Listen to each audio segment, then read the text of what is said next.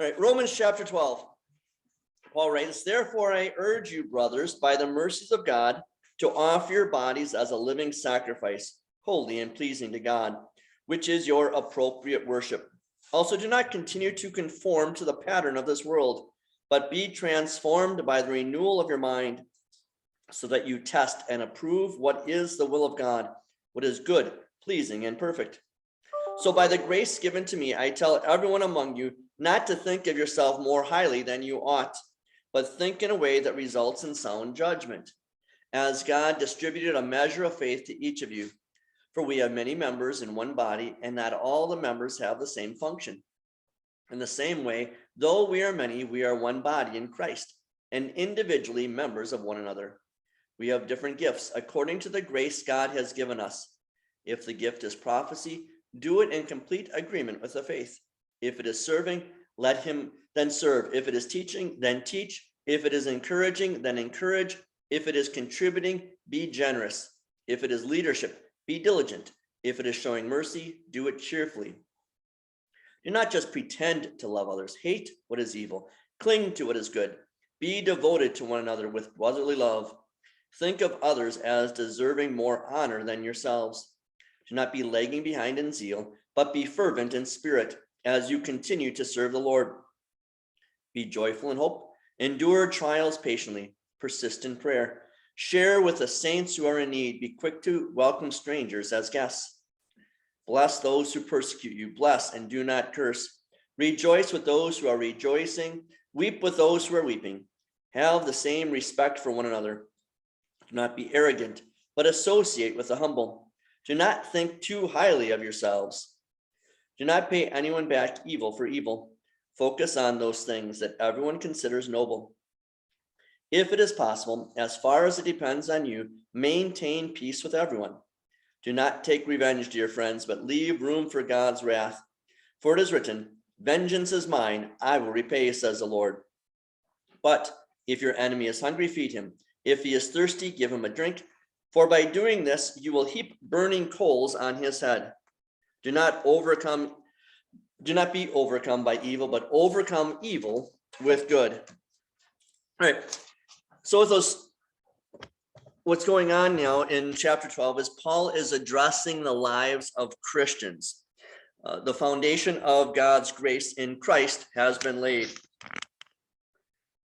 So Paul is reminding his readers in the very first verse about to offer your bodies as a living sacrifice. Why does that seem like a strange phrase to you? A living sacrifice. Usually a sacrifice is killed. Yeah. Right. Yeah, a sacrifice is dead. It's slaughtered. The neck is slit and then it's placed onto the altar to be burned up. So what does it mean then to be a living sacrifice?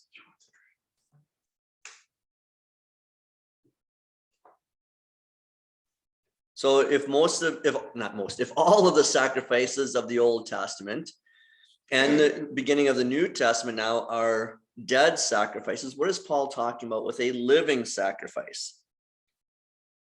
It means that we should be like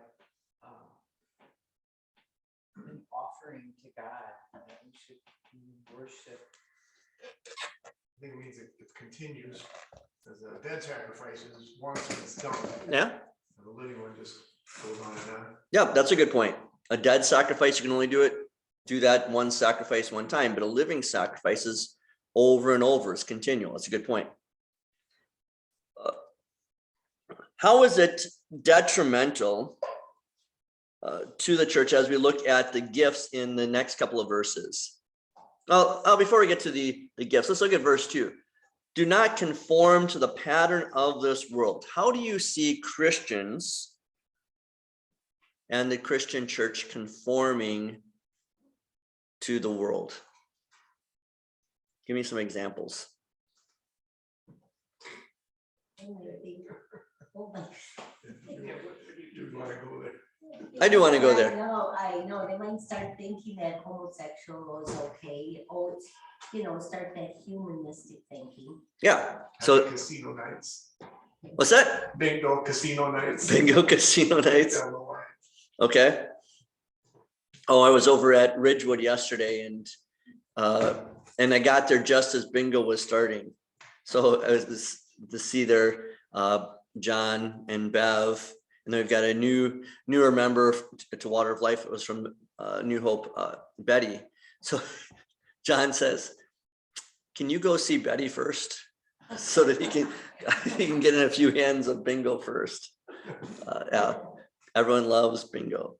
But yeah, just to see, well, it's a little bit isn't too bad, and then you just go a little bit at a time. So this is a big thing that I'm pushing now in talking with my 7th and 8th graders and my high schoolers about how, for example, the big thing, and we'll talk about it today with transgenderism. That's the big thing that's being discussed. So because Christians were conforming to the world in the past, now this is an issue. How did Christians conform in the past to the world to get to the point where we are now, where we have a transgender athlete crushing the women in the NCAA swimming tournament? We keep making concessions for all this stuff and just keeps creeping more and more and more. So what were the concessions that Christians made in the past? Well, they couldn't help it, but that's just what they really feel, and maybe maybe it is a disease, or Okay. just they worshiped other gods, and then you're talking like way back. No, I'm talking about even in our culture, say 50, 60 years ago. How did we just little by little, like Jan said, how do we give up the ground? We ceded ground to Satan. Well, a lot of people, they changed the word of God to make it that it doesn't really matter. That's kind of how our congregation started in Pennsylvania. Our people came from an Alpha congregation, and they had a conservative pastor for a lot of years, but they got a new pastor, and the new pastor said, well, it doesn't matter if you can believe if Jesus rose from the dead, but you don't have to believe it. And the people were upset, and they went to the synod and said, he's not preaching the word of God. And he found out that that's what they were being taught. And it was right at that time that our Wells was looking at Pittsburgh, and they saw it in the paper, and some of these people came to the meeting, and that's how we got started. But that's 50 years ago, and they were already teaching things that are not according to the Bible. Well, Just when we were in barely high fits in. school, What? if we were in high school, if someone got pregnant, the girl was embarrassed, ashamed, she didn't want to go tell her parents, so if they went away, they had babies. Now they have showers and parties for welcoming, and it's so different, and just, that little bit of time. Yep. And so you think of, one of the things, this probably didn't start it, but Ronald Reagan, he signed into law no fault divorce. I think I'm right on that. No fault divorce. So then anyone for any reason can just be, end the marriage. So then the marriage is no longer defined as a man and a woman for life. It's just a man and a woman. Then what happened? Oh, golly, it's got to be over a decade ago with the Supreme Court. What did they do with marriage? They allowed for gay marriage, right? I'm not sure. It seems like it. I don't know. I'm old. Everything just blurs together. That now the definition of marriage and gay marriage, but that's not really a marriage, is it? A marriage is between a man and a woman. Christians should have been saying, okay, if you want to have then we'll call it a union, but it's not marriage. Marriage is reserved for a man and woman, but Christians conceded the point. And now where are we to this day? What you were saying about, do we celebrate a young lady that's pregnant out of wedlock? I was listening to a conservative podcast this morning. And there were, I guess, a lot of conservatives were taking hits from other conservatives because Dave Rubin, I guess, is a conservative guy. I've never listened to him, but he's gay. So he and his husband are having 2 children being born through surrogate mothers. So now I guess like if the Daily Wire or the Blaze or conservatives talk show hosts, if they congratulate them, now you've got Christians are saying that's awful. This awful relationship, surrogacy, the whole relationship of 2 men married together, all of that stuff. But we've put ourselves into that bad situation of what do we do, because we weren't strong years ago and we've conformed to the ways of this world. Or think of, I was just talking to my 7th graders about this too, as we're talking on the 6th commandment of sexual sins. So you heard about what's going on in Florida with their quote, no, don't say gay bill, right? And then do you hear what Disney did? What did Disney do? So the Disney CEO came out and he's trying to put pressure on the Republican governor. And then there's similar laws in Texas, and put pressure on the Republican governor in Texas because Disney has a lot of money. And they're LGBTQ people because it's in the arts. And so there's going to be a lot of people that are that way that work for Disney. And they staged a walkout at 3 o'clock on one of the days. Well, Pixar, so a lot of these creative people work at Pixar, which is now owned by Disney. And they've come out and said, you know what, we're so ticked, we're putting back in a scene that they had removed from their Buzz Lightyear movie. And so the Buzz Lightyear movie, so Buzz Lightyear's from Toy Story. So now they're trying to give you the true backstory of the Buzz Lightyear character, the true backstory, which is just another cartoon. But it's all dumb. Anyhow, so now they had taken out, now they're going to put back in the very first same-sex kiss into that movie.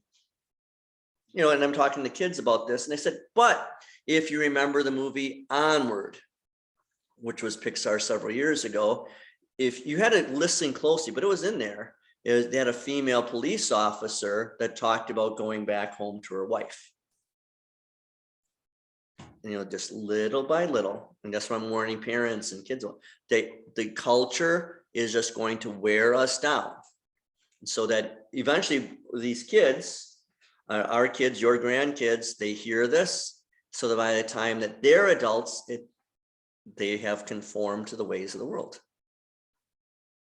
Anything else you want to bring up to that?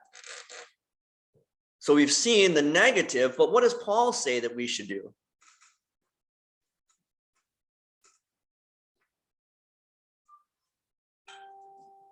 Verse 2 there. He says, do not continue to conform to the pattern of this world. And notice, Paul is writing to Romans. Their culture is pretty much exactly like ours. It's rampant with sexuality, homosexuality, all of the same kind of sins, sexual sins that we have, all of the same kind of idolatry and atheism and so forth that we have. They had it. And that's what Paul's talking about. Don't conform to that, because he's writing to Christians that were Gentiles coming out of that lifestyle. But be transformed by the renewal of your mind, so that you test and approve what is the will of God, what is good, pleasing, and perfect. So what is Paul saying that you and I need to do instead of being conformed to the ways of the world? How do we fight it? Renewing yourself each day. Renewing yourself every day in Christ. Getting in the Word of God. What else? Yeah, letting your congressman know how you feel. And just say no. One of the things, I don't know if I have this written down in the book, but it's at least something I saw, is a lot of times we'll say conservatives are Christians. We got to be careful we're not mixing the politics and the Christianity. But even conservatism, just that word should have a negative connotation, because what does conserving do? Yeah, and you're just holding back. If we're really strong in being Christians, we shouldn't just be conserving. What should we be doing? Would be another better term. Proclaiming the truth. Okay, proclaiming, marching, some kind of action. We're moving forward. The only, if we have ceded all of this ground in our culture to Satan, we need to not just hold the line. We got to take it back. We got to be moving the opposite direction. So do not conform. If I was preaching on this, I would say, do not conform to the pattern of this world, but using Christ and his word, bring about the confirmation of the world to God's will. Some better phrase than that, but you get the idea, is we need to win back the culture. Okay, now we talk about spiritual gifts. Don't think of yourself more highly than you ought. Members of one body, and not all the members have the same function. How can it be detrimental to the church when Christians underestimate their spiritual gifts? How can it be detrimental to the church when Christians underestimate their spiritual gifts? They don't do anything? Yeah. Same people keep doing the same. Yep, we're going to talk about that. Same people do the same thing. Yeah, they don't look for opportunities to be involved in the ministry of the church or the grade school. I think a big difference between our generation and the younger ones behind me is that you and I, it was fine for us to belong to a church, belong to a club like 4-H or one thing or another. That's not the way the younger generations are. They want to be involved. They want to see that there's some action. They don't just want to go to meetings. They want to see that there's seeing some benefit for themselves and others. So that's a big thing that I'm working on now with my teen ministry that I'm trying to ramp up. Is we're not just going to come together for Bible study, nor are we just going to come together for game night or different, what do we got? Bowling, paintball, and things like that. Those things are fun, but they can do those things on their own. We're going to get to the point of service projects, that training them to do Jesus Cares, training them to, if we go to a food pantry or serving food to homeless people, anything like that. We're trying to get our kids signed up, say, cutting grass, work days at the church and school. Be involved in the ministry of the church, not just coming. How can it be detrimental to the church when Christians overestimate their spiritual gifts? We don't leave room for other people to do things. Okay. Don't leave room for other people to do things. What else?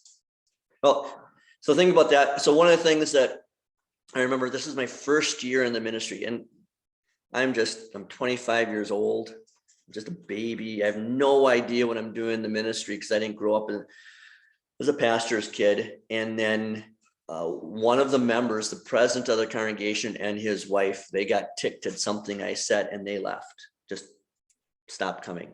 I was distraught. I was talking to other pastors. What are we going to do? I mean, this is the guy who started the church. He was a driving force, big givers and so forth.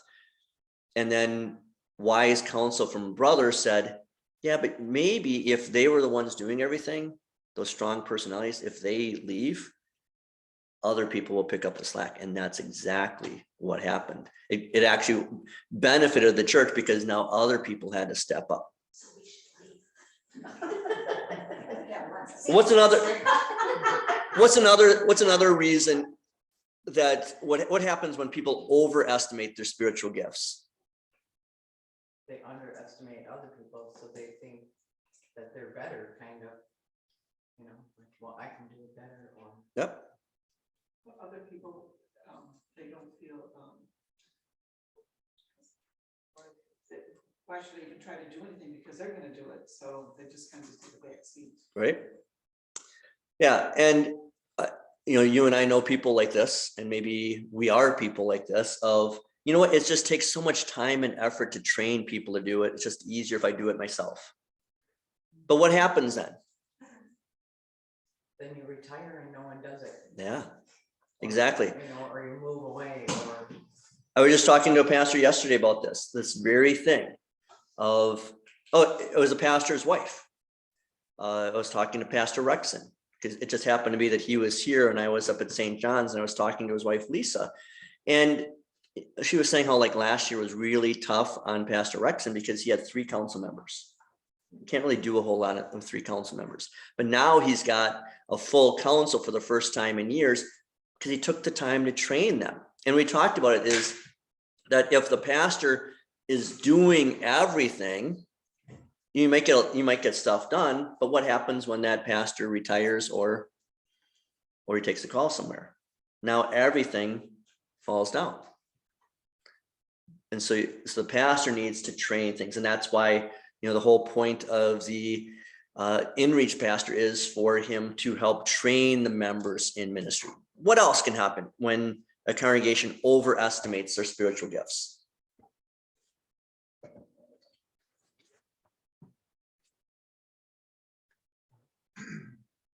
They might become proud and not think they need any help. Yeah. Themselves. Yeah, they might become proud, not need help, or they might try and do things that not really qualified to do. I think what happens with a lot of our churches is, God blessed them years ago when you had lots of members and lots of children, but now the rate of children being born is plummeting. Okay, and so now pretty much all of our congregations are shrinking unless they're doing a lot of outreach to new people. And so what happens is this large congregation, now they're shrinking, but what are they thinking? They're still a large congregation and they're still trying to operate like a large congregation, trying to do all of these things and trying to do stuff. And they think, oh, we should be doing this or we should be doing that. And they just don't have the horsepower, the manpower to do it, nor the spiritual gifts. Better to see is to take stock of, well, who do we have and what are our gifts? So for example, Pastor Horn, who's down in Lafayette, he was actually the pastor that followed me in Radcliffe, and he's a great missionary in Lafayette. And a couple of years ago, he asked for a grant from the mission board. And so I'm one of the guys that has to sign off on those things to take it to the board for missions. He said, we want to do a music camp. He said that in his documentation, the pastor and his wife before them, they did a soccer camp because they were good at soccer. Pastor Horn and his wife are not good. There's not a single soccer player in their congregation. So after his first year of doing the soccer camp, he said, why are we doing this? None of us like soccer. We're not getting anyone. And yet they have a lot of talented people in their congregation that are musicians. His wife sings in the opera there. So they have a very successful music camp. So one of the things that we're going to be doing is, so you're going to see some information coming out with this very soon. We want to use like all of April to get you ready for this, is we're going to have something called growth groups. So the idea is that we're going to ask some of you to open up your homes to host members, say 6 to 12 people. And so we probably need like 15 to 25 homes for 6 weeks, 1 night a week. And the idea is that as we haven't been able to get together a lot for the last 2 years. get together in small groups.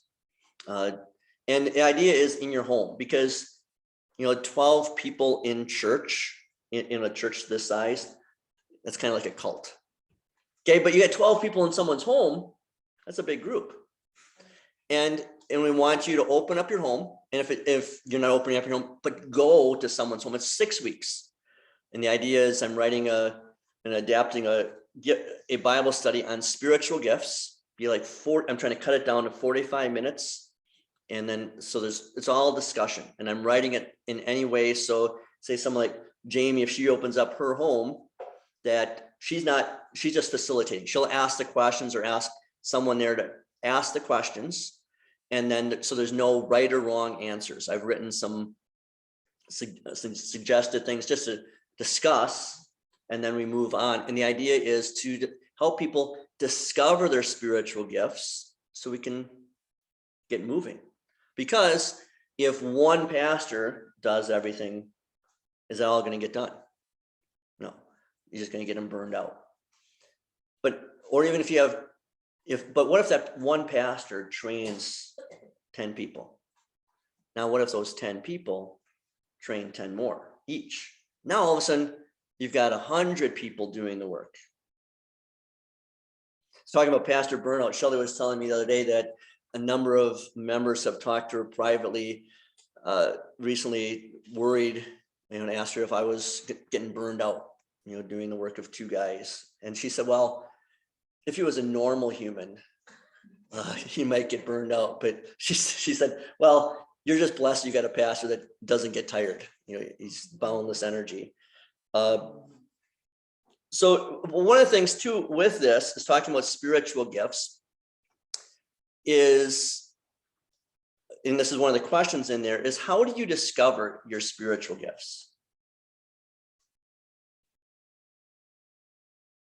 How do you know that you're where you need to be serving in the church? Where do a lot of people serve? Where they're comfortable, what they like to do, right? Is that really the best way to do it? A lot of times we do what we like to do. So one of the answers I wrote is, I like to sing. It says pastors aren't like to sing. Does that mean he should be in the choir? No.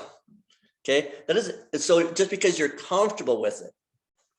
Okay, so that was like one of the things that Shelley said to me too. She said, Pat, she didn't call me pastor. She goes, Mike, you should take back teaching the adult confirmation classes. Not anything against Mark Blauer, who's been doing it, and thankfully the last couple of years, taking that off of my shoulders. But she said, you're really good at that. And I am. And so that's one of the things to know what I'm good at, because that's one of the things that I remember we were taught years ago with your gifts. You were taught, well, figure out what you're good at and then work on what you're not good at so you get better at it. Now, do you know what they're teaching you now? Stay with the good. Stay with the good. So, but what about where you're lacking? Find someone who is. That's called strengths finders. You find out what you're really good at. And you just focus on the things you're good at. There's a book called From Good to Great. It's about getting the right people on the bus. So one of the things we'll talk about, I just was writing this last night.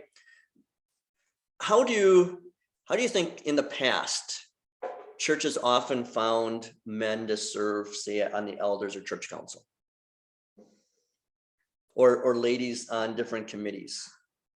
The ones who showed up all the time. Yeah, the ones who showed up. Is that, and so you have a warm body. Is that the right way to do it?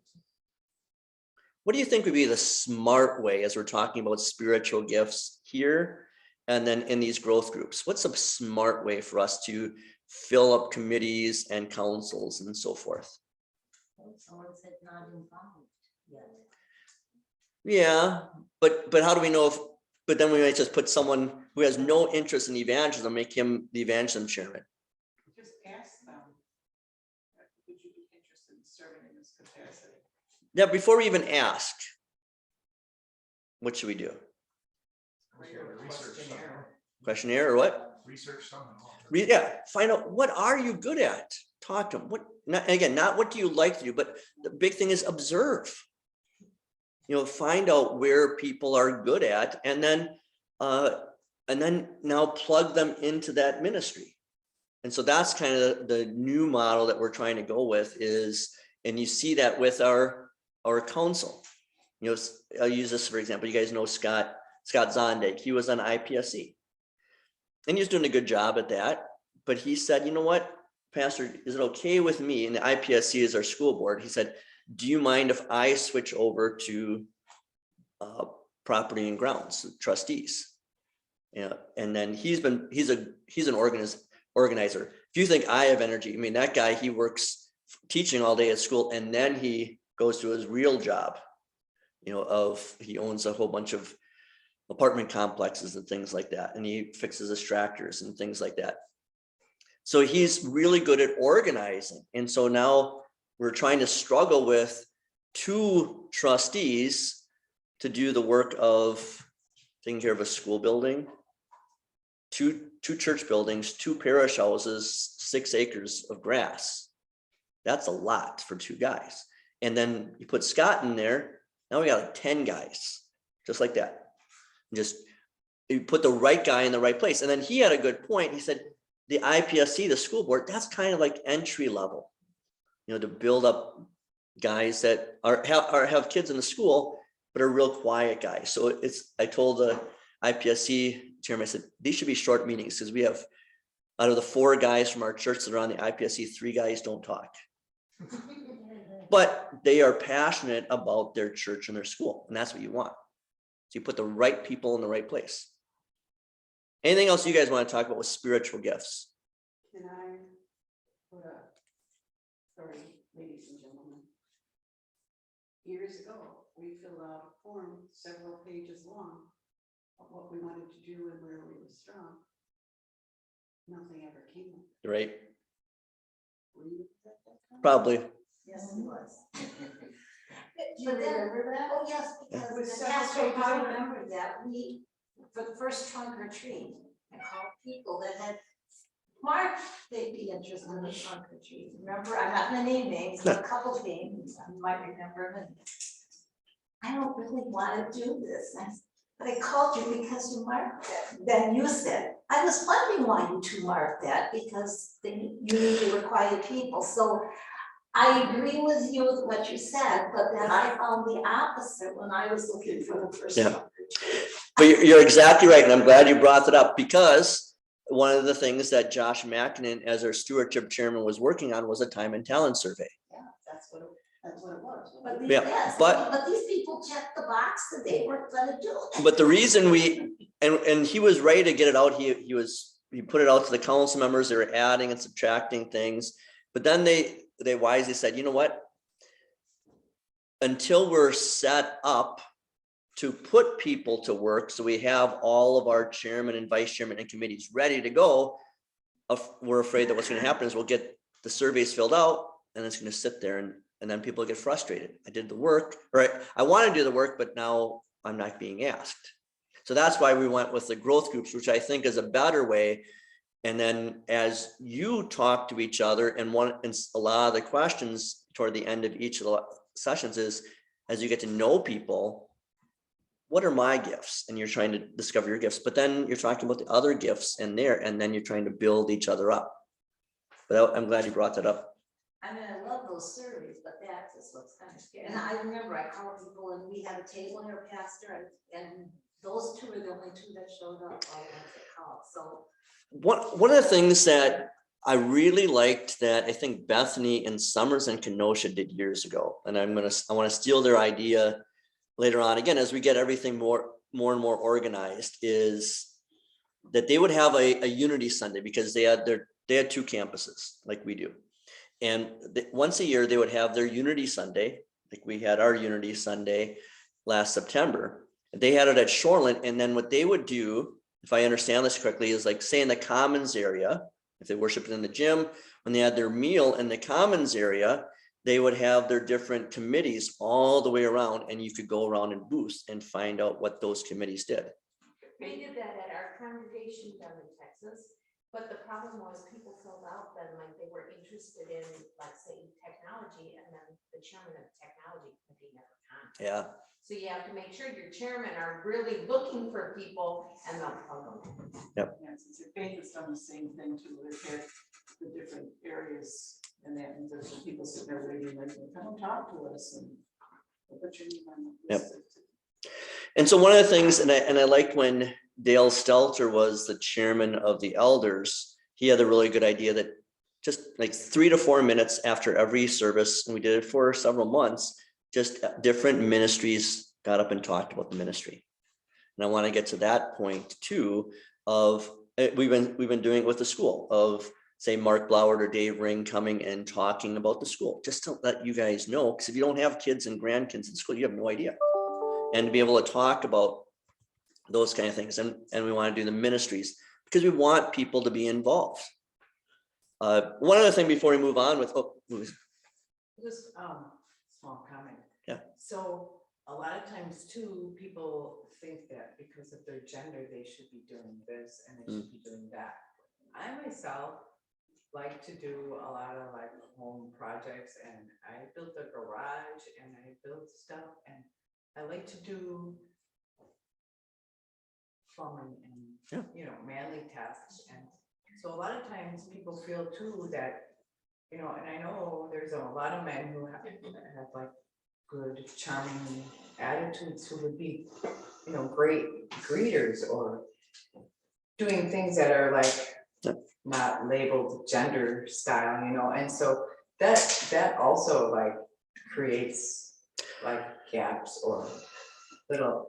yeah, and so you know what, that's one of the things that can be brought up at the building and grounds meeting on Sunday night. They're going to start laying out their list of all the things that they need to be doing, and one of the things is work days, and then just coming as a work day, because I did talk to our teenagers 2 weeks ago at Shoreland, and I asked them on I did have a little time and talent survey with them, and one of the things was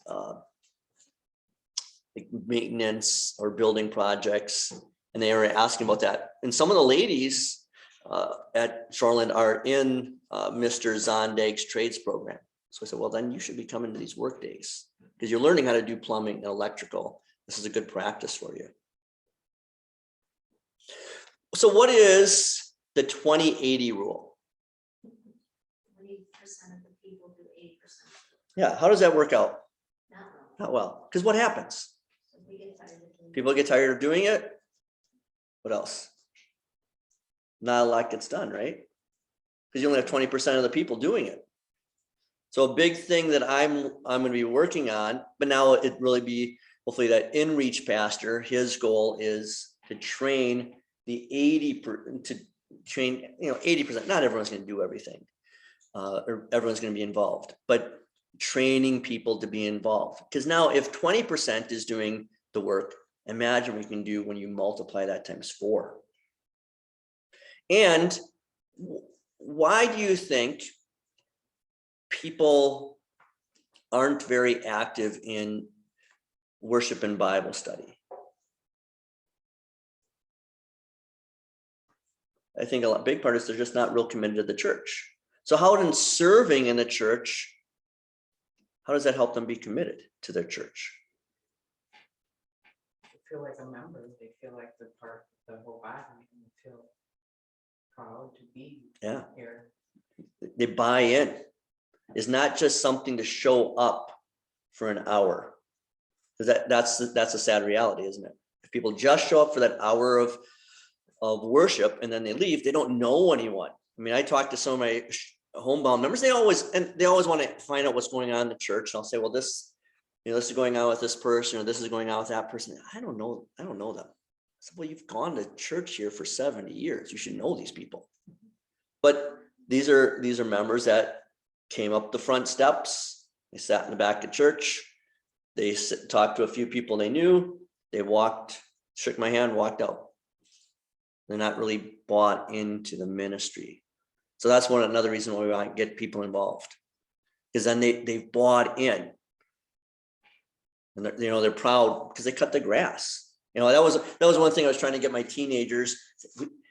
We have zero turn lawnmowers. Then I explained what a zero turn lawnmower was. Oh, yeah, I want to use that. They are cool. You know, because I was pretty proud of my grass cutting job. And, you know, and so when I see kids at soccer camp digging in my lawn that I just cut, because I bought into that because I cut that grass. Another thing though too is going back to how can it be detrimental to the church when Christians overestimate their spiritual gifts. I want to bring this up too is I think we need to make sure that we trust our leaders then, because I think what happened, I'm trying to get to have fewer and fewer voters meetings. Like I was out biking with one pastor a while ago and he said, yeah, I got to get home because we have a voters meeting tonight. I said, what are you talking about? What are you talking about your meeting? He goes, well, we just have to have our quarterly voters meetings. Oh my goodness, that's so awful. You have nothing to talk about, but you have to have a meeting. And the big thing is, I think we need to trust our leaders. You know, if we put in our council members, we put in, you know, the leaders on whatever they are, we trust them. And so hand everything over to them and then do the best we can to trust them. Excuse me, Yeah. isn't it written into your constitution that you have to have so many meetings per year or when they are? We wrote it in for 2. Yep. You just have to do that. Yep. Yeah, you're right. In the Constitution, so this church, they probably had 4 times. And I think it was in Epiphany's Constitution, we just always ignored it. But we specifically wrote it in. We only needed the 2, one for the budget and one for, yeah, because you always have something else. Exactly. And then another thing too is, and I'm just talking about this more and more with people just on the side like this, is to make sure that when you come to church and our other members come to church is that we don't hammer them about, well, this thing is wrong or that thing's wrong. Okay. I used to, when I was in Kentucky, I would come in on a Wednesday morning to work and the ladies would be there. They would be making quilts and things like that. And one of them would say, Sandy, can you, there's someone at the door. Someone would say, one of the ladies would say, Pastor, I got a bone to pick with you. I said, oh my goodness. You said, that was what you said last week. And every week it was a bone to pick with me. Does that make me want to come? No. And so that's one of the things. And so a big thing is on Sunday morning, I'm trying to tell all of our leaders and all of our members. Sure. Thanks. Is let's not talk church business on Sunday morning. So I don't know what it's like at your church or your church or your church. Let's not talk church business on Sunday morning. Why? You rest. What else? Yeah, we're there to worship. Because that was one of the things that I heard from a couple of our leaders that I said, oh, I got hammered again today. Well, I never heard it because those guys were kind of the buffer. But it made them not want to, you know, if they got hammered on something before church, it really disrupted their worship service. It's only time you see them though sometimes.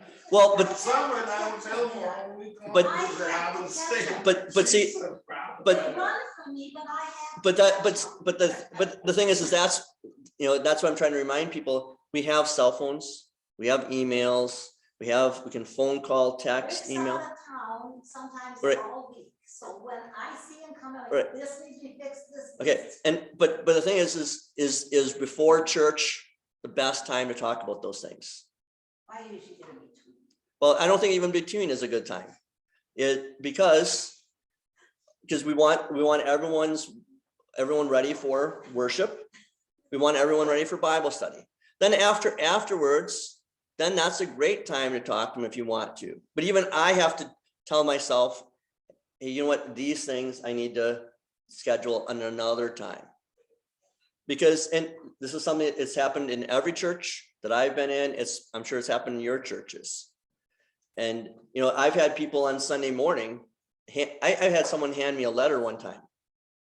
and it was in there. He just handed it before church. So obviously what I'm going to do, I'm going to read it. Well, that ruined, because what was written in there, it ruined my whole worship. I'm supposed to be leading all of you in worship, but what was written there, it wasn't negative to me, but it was a negative thing. And that just ruined everything. I should have waited. It's the same thing. Like I have to learn not to like read emails at night. Yeah, because I've gotten email and then I was up till 1:30 in the morning crafting a response. Thankfully, I didn't send it. Okay, because it was pure fire. It was not going to be beneficial if I actually sent that. So, but those are the things that, as we're talking about spiritual gifts, if we have men and women that are serving, we need to build them up, because if they feel like they're getting hammered, what happens? Yeah, you know what? I don't need this. You know, if they say, well, I don't need this, then I'll just let someone else, I'll just let someone else do it. I'll just come to church and I'll just come for Bible study and just be a regular member. And so we want to make sure we're always encouraging. And that's what Paul's talking about here, is building each other up in their spiritual gifts. What about when you have people making decisions? You don't like the decisions. It's not that they're not biblical, or I'm not saying yeah, but just that it's causing division. Yeah. Yeah. It's really hard. I think you need to talk to people about it, but my point is not before a worship service. In a easy setting, say Wednesday night after the meal or during the meal or something like that. You know, or I've got. What's that? During the meal, they run away from her. Well, one guy was putting a piece of wood by the altar, said, I'm gonna go on and get a drill, I'll be right back. Never came back. Still not. We stood there waiting for her and never came back in. So, we get frustrated too with those. Well, yeah, I know You that. understand, like poor Leslie, she's taking over for this year, I mean, you're pounding on us, now we're pounding back. Oh, I'm not pounding on it. I'm not pounding on anyone, because Dave, I snapped one day at you. Which is fine. Well, it wasn't fine. It wasn't fine. No, it wasn't fine. That was on me, and I apologize for it because, well, I know, but I'm just saying, because those are times when you got to be ready for worship, and everyone's trying to get ready for worship, and people are coming in to have that frame of mind. And so we want to use that because we're trying to get people to come in early. I wish people did. Half the people come at up until 10 after, exactly. But we want them to come and get ready to, sit down, pray, read through the announcements, read through the scripture readings, those kind of things, and not thinking about any kind of church business, whatever it is. And so the idea is let's find time elsewhere. So just schedule something. Let's go on for Christian living. In verse 9, Paul places the words love and hate together. He says, do not pretend to love others. Hate what is evil. What is the opposite? I want you to think closely on this one. What is the opposite of love? It's not hate. Not love. Yeah. Love something that you don't care. So what's the opposite of love? Not care. Apathy. Yeah, it's apathy. You don't care. So here's where I talked about this, about a spirit of quietism. You know what I mean by a spirit of quietism? I think we as Lutherans have a spirit of quietism. We see things going on in our culture and we just kind of back off, right? Then we back off. We kind of want to go quietly on with our lives. We don't want to notice too much. We don't want to notice, like we talked about before, about say homosexuality or the transgenderism or the things going on, say in Disney or Netflix or any of that kind of stuff. We don't want to deal with that. So maybe we stop going to Disney. We don't have the Disney Channel or Netflix, and we don't go to this or that. Well, that's fine. But is that really going to end those things? No. You have to speak up. Yeah, you got to speak up. And with that spirit of quietism, we try and just insulate ourselves. And then hopefully if everyone just kind of leave us alone. And that may have worked in the past. Does that work now? No. So we need to be, we need to hate what is evil, not just what we said before, just put up with what's evil. We need to hate what is evil and cling to what is good. Be devoted to one another in brotherly love. So we need to stand up, speak up. Because here's the thing is the other side, and the other side, I mean, the devil's side. They're patient. They're wearing us down little by little. They're fine with tearing down statues, canceling people, ruining the culture little by little. But they don't have any capacity to build. I don't know if you ever thought of it that way. They only can tear down. As Christians, we're the builders. We need to build up what's right and decent. So there are a lot of memes and stories going around with Babylon being and so forth. The last couple of days with the lady who is being, it was in front of Congress right now for the Supreme Court nomination. So did you hear the question that was asked of her? Yeah, what is a woman? What is a woman? She couldn't give anything. Yeah. Unbelievable. She just stood there and said, well, I'm not a biologist. So then, Are you kidding me? right.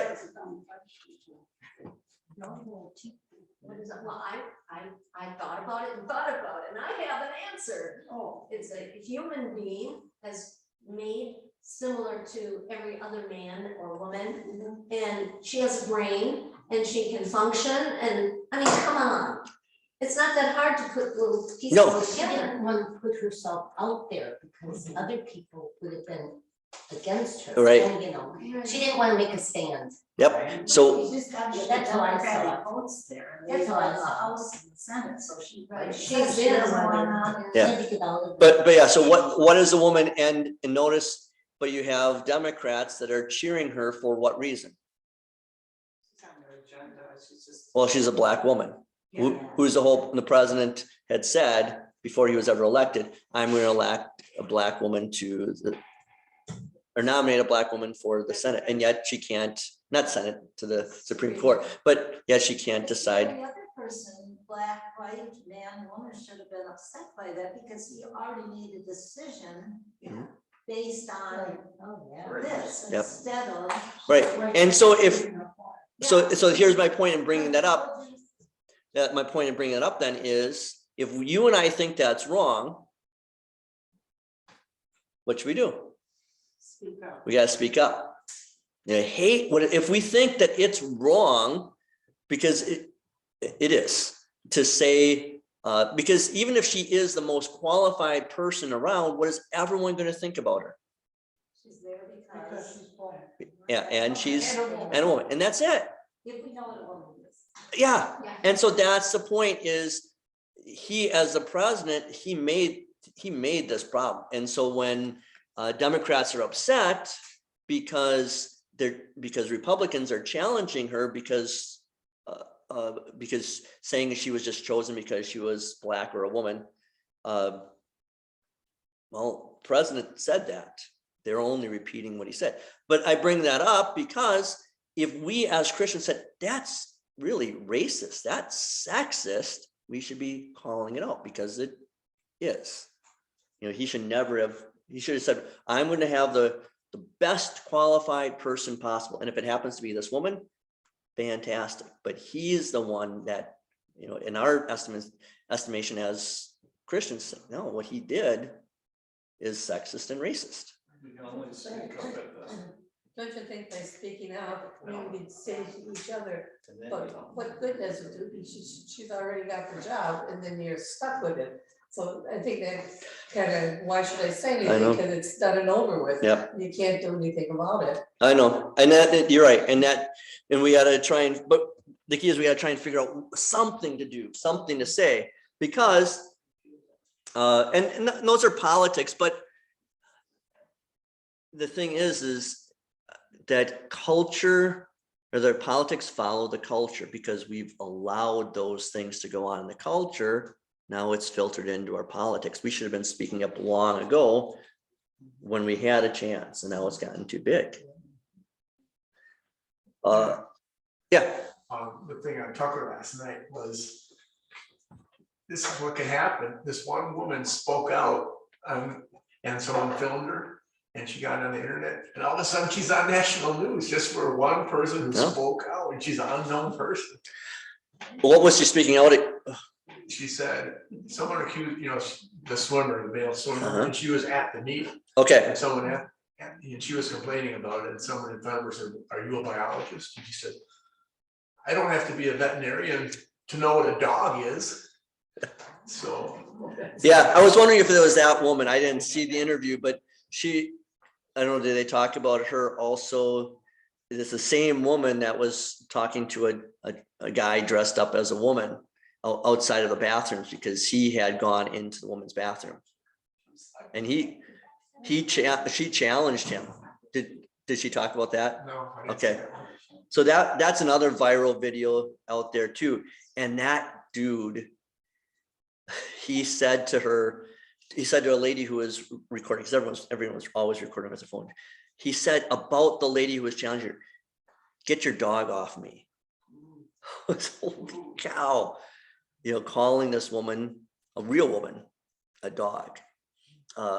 And yet, because everyone's so afraid of the whole transgenderism thing, is they don't say anything. I was listening to a little bit of an interview I think Tucker Carlson had on with Kid Rock. Okay, he's pretty vulgar. In his interview, he was pretty vulgar. They had that guy who was he had the bleep button. He was going pretty fast. But he said, as Kid Rock, he said, "I'm cancelable, because," he said, "I am not beholden to any corporation, any label company." He's got his own label. He doesn't work for Coca-Cola or Ford or Chrysler, anything. And so he doesn't care. And I think the problem is that we care too much as Christians what the outside world thinks about us. We want to be like. Yeah. And I think this happens too. I had a retired pastor say one time at a party, he goes, my pastor, so he's a retired pastor, goes to another church, and he's being served by his pastor. He said, "Yeah, my pastor's never said anything controversial." Is that a good thing? No, there's always something to have controversy Yeah. about. I think it makes them seem kind of shallow and not knowing what they're, no depth. They don't know what's going on. Yeah. That's what it appears. Yeah. So, I get nervous because I put these videos, they go on, I put them out there, and then I share them all over on Facebook, and do the same thing with the Bible study I did on wokeness. That was a really popular Bible study. You guys were in here. It was 50 people in this little room. That was popular. But I got hammered on the Wells Lutherans Not Official page by just a handful of people, probably less than 5. But because of that whole wokeness, unfortunately, that our own people are buying into, is afraid to say anything. And if you're standing up and speaking the truth, you're going to get hammered. I think of Paul and what he was doing. The Christians didn't trust him, want to listen to him, and he turned against, his own people. What faith he had to walk that way, he had nobody for a while. Yeah. And that's a good point. And so if Paul is by himself, and then he's being persecuted, and we're being persecuted, and these Christians in Rome are being persecuted. And yet he says, be joyful in hope, endure trials, persist in prayer. Bless those who persecute you. How hard is that? Yeah. Never go to a family dinner, right? It's sometimes hard. Well, Dave and Sandy, you know Miriam, you love her. Maybe not as much as you love Abby, but Abby and Lydia. But I know. Yeah, I know. I'm teasing. But she called the other night. And she was in tears. And for her, she actually put this on Facebook in a closed group. And for her to share what's going on of her being persecuted for her religious beliefs because of the military, that's really bothering her. And yet I encouraged her both on Facebook, and then I texted her this privately too. And I said, if you're over the target and if you're catching flack, that means you're over the target, right? And I need to text her this too. Bless those who persecute you. I did say you're only going to get stronger because you're going through this right now. I have no questions about her faith because she's getting hammered right now, and yet she can't laugh it off, but she's trying to. Because it's not funny, but it's very hard on her. And yet, what does Paul say about perseverance? How do you persevere in something?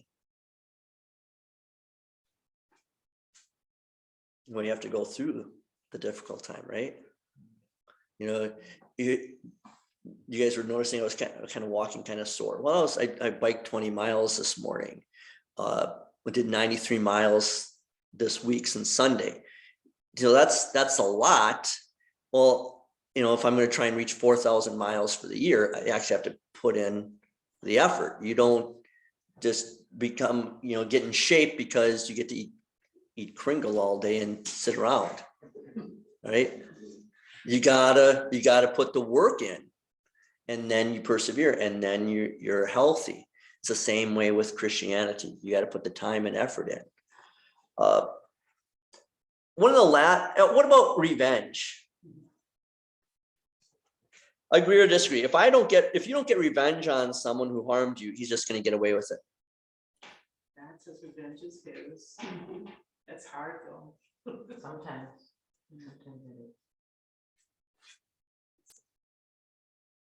I want to be Or just turn the other cheek.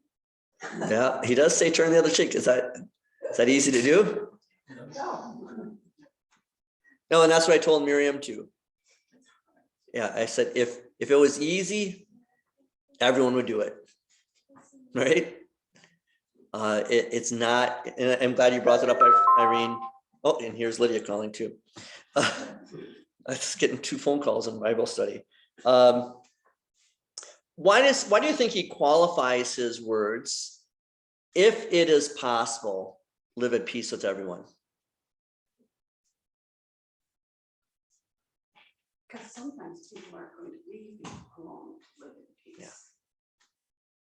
Yeah. And I guess you can't run from it, you have to face it. But in this is the question, it says, "It is mine to avenge, I will repay," says the Lord. Mm-hmm. And if your enemy is hungry, feed him. If he's thirsty, feed him. Yeah. He will heap burning coals on his head. I like that part. Yeah, we're going to talk about that next. So if it's possible, so Sally was getting into it there, is it always possible to be at peace? No. If it's possible, we want to be at peace, but sometimes we have to go on the offensive. Well, I think obviously we haven't been as a culture, but as we have our enemies coming at us, we're going to try and, like Irene said, to live at peace and turn the other cheek. But when it's not possible, then we have to be as shrewd as snakes. Then we have to follow the Lion of Judah and carry our Christian banners and put on the armor of Christ. So that last part, heaping burning coals on his head. Do you have any idea what that means? Kill him with kindness, make him feel bad. I had no idea what this meant. I thought it meant you make him feel uncomfortable.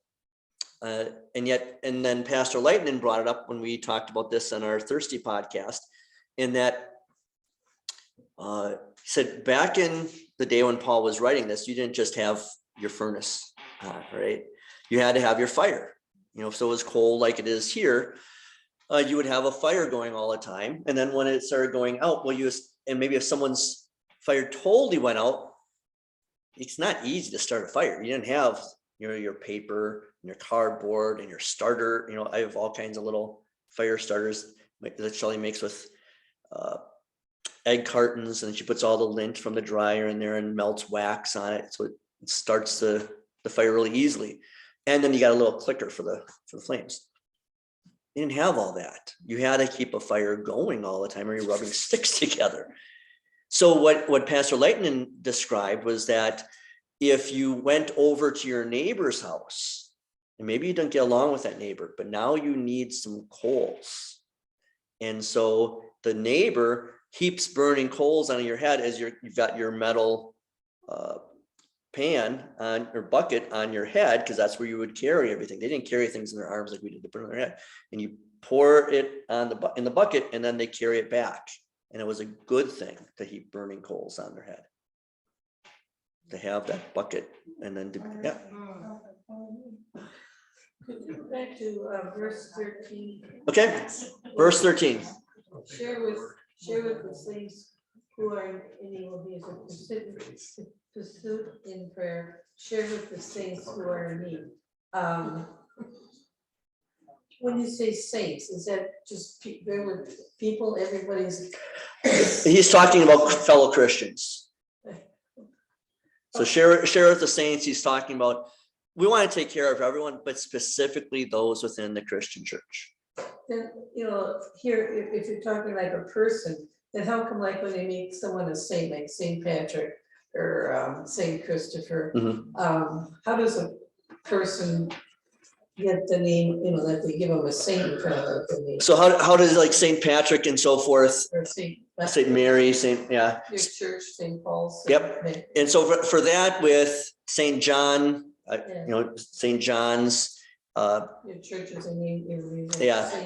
So in the basically anyone in the any of the evangelists and the writers of the Bible, those were automatically, we would call them saints. You hear me when I say Saint Paul wrote in his letter to the Romans. That's the way I refer to them all the time. But in the Catholic Church, say like Saint Patrick, then it would be if you've gotten, I think you have to have 3 recorded miracles and so forth. Then you would, and so those are like the super Christians that you can pray to. Yeah, but that you don't. No, we don't. Yeah. So is it, ask, do you believe in saints? Well, when I think of a saint, I would say, no, you don't pray to Saint Christopher for travel, or you don't pray to Mary because she's, they give her that name. But it isn't that the church gives you the name, it's just you. Here's a Christian. And it's Exactly. That's the way I put it, is you as a Christian are a saint. Yeah. So you and I as Lutherans, we can rightly call her Saint Mary. She is a saint, but we're not going to be praying to Saint Mary as the Catholics would do. That's exactly it. Yeah. I wish my 7th graders, I'm sure Shelley in school wish that her middle schoolers were more saints than the sinners that they act like all the time. And then last question, Paul tells us to be devoted to one another in brotherly love. How does that shape the way we view our fellow worshipers on Sunday morning?